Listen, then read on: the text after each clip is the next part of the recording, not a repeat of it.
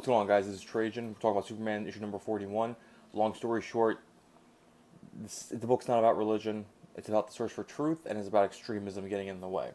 The problem with it is that it sets it against the backdrop of science versus religion, where obviously the religious ones are the extremists. And it really comes off as a book where the left can point to it and say, oh, look, see, this is exactly what we're talking about. The only issue is that the right can also point to it and say, look, this is what the left is doing by utilizing their political ideals basically as a religion and blindly following it. The big twist is that the scientist gets shot, and as he's dying, Superman finds out that he's actually religious. And he's like, oh, what? I can't believe, like, you're religious? And he's like, yeah, I believe in God, I believe in the truth, and I believe in science. You can believe in all of them, which is true, and I firmly believe that. Like, the thing, I'm not religious, but, you know, just because you're religious doesn't necessarily mean you have to subscribe to the idea that most science is wrong. Like, there's no I do think that a lot of religions, at least at their core, are fundamentally compatible with science. So that's the twist, and that's supposed to be the one. This is supposed to be where we say, oh, it's okay, fine, I see what he's doing. But in the end, the overall scheme of it is so obvious and so blatant that you can't.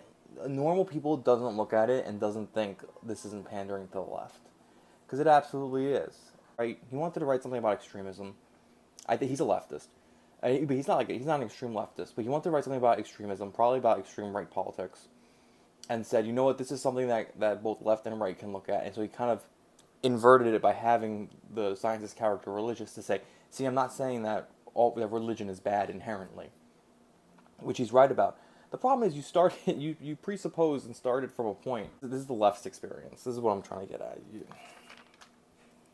I still think that these seahorse people are some of the coolest design characters in some time. I really, really like them. I think they're really cool looking. The seahorse people, in the end, they appreciate Superman's help, but they would more appreciate Superman letting them remain autonomous. This art is beautiful. It's gorgeous. So Superman, in the end, lets them do what they want. They decide they want to die.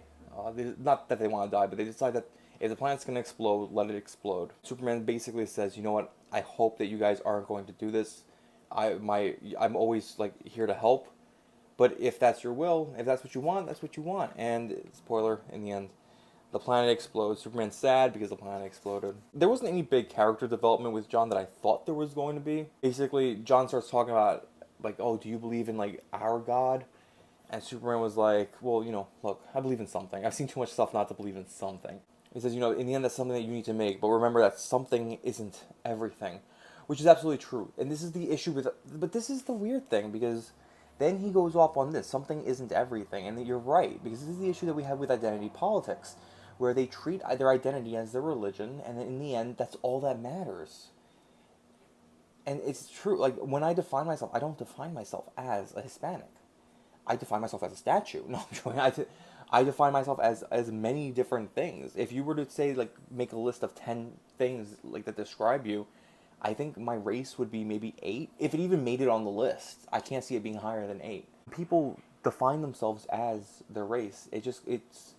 You're making this small part. That's why I like Falcon 5 so much, because it basically said you can't make this small thing about you everything, because then that's what, if you're going to define yourself as just one thing, that's horrible.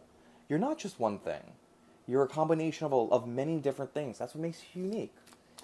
In the end, if everybody was trans, nobody would be unique. If everybody's straight, nobody's unique.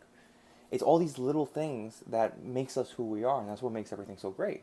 And that's why that's what true diversity is. Yeah.